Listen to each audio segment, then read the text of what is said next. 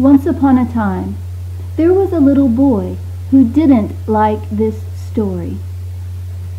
"I don't like it, I don't like it, I don't like it," he said. "It doesn't end properly, and I don't like it, and I won't hear it. I want another story." And so the storyteller asked the boy, "My son, what changes should be made so that the story is more appealing to you?" And the boy thought, and then he answered, "Well, I don't like the hero, first off, and the climax doesn't suit me, and the end of this story is the very worst of all." Slowly the storyteller twisted the end of his long white beard as he thought. He had been telling stories for a very long time, and he had seen this before. Finally he spoke. "My son, your blood is restless and proud, but it is not for me to detain the one who will not hear. Go off then, go off and find your own story."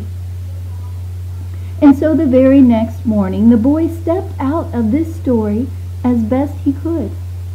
He packed 2 sandwiches and a change of clothes, and then he declared himself the hero of a brand new story, and with a hearty "Once upon a time," he set off all on his own, seeking a new climax and a better ending altogether. The boy met several dangers. However, truth be told, most of those dangers were gray and cold and internal. He had a desk full of paperwork and an HMO to deal with, and he got plantar fasciitis. Flipping channels and magazine pages at the laundromat, he found gel shoe inserts, and he found a vegetable juicer, but he never found his muse. And the beautiful maiden he met over a dryer full of warm socks left him for a musician. After many years, the boy finally settled down into a murky, existentialist mope. He found a sort of comfort in Camus and in Beckett, and he stroked himself for understanding the pointlessness of life better than most people did. Finally, the boy grew old and died. And as he had requested, the words, "The End," were carved into his headstone. But it wasn't the end, because the storyteller attended his funeral. Standing tall and silent, with his large hands tucked into his pockets, he stood. And when the service was over, he stood alone over the grave, and for a long time he let the silence rest. And then he began, finishing the story that he had begun long ago.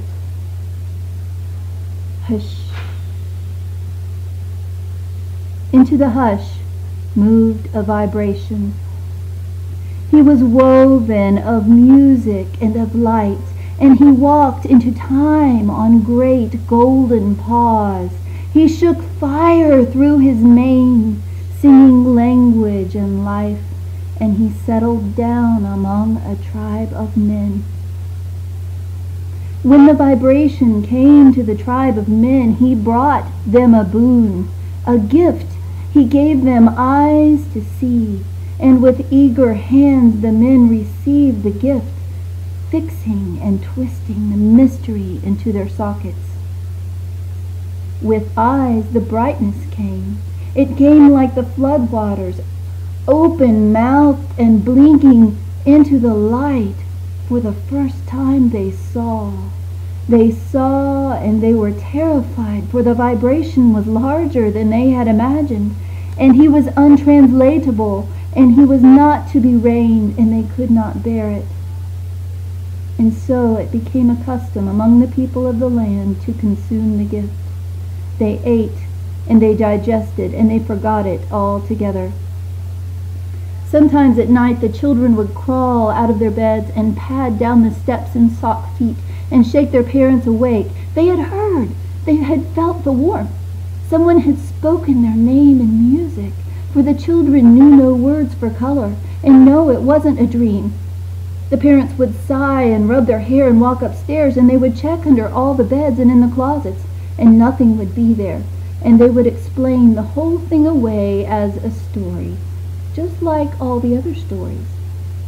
To prove it, they would dig out some old tales, maybe the one about the barn cat in boots. "It's told all over the land, dear, told just like this," they would say.